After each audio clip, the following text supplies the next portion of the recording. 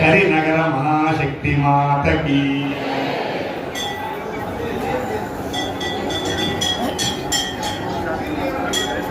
ఉంటే జగత్తు ఆనందంగా ఉంటుంది.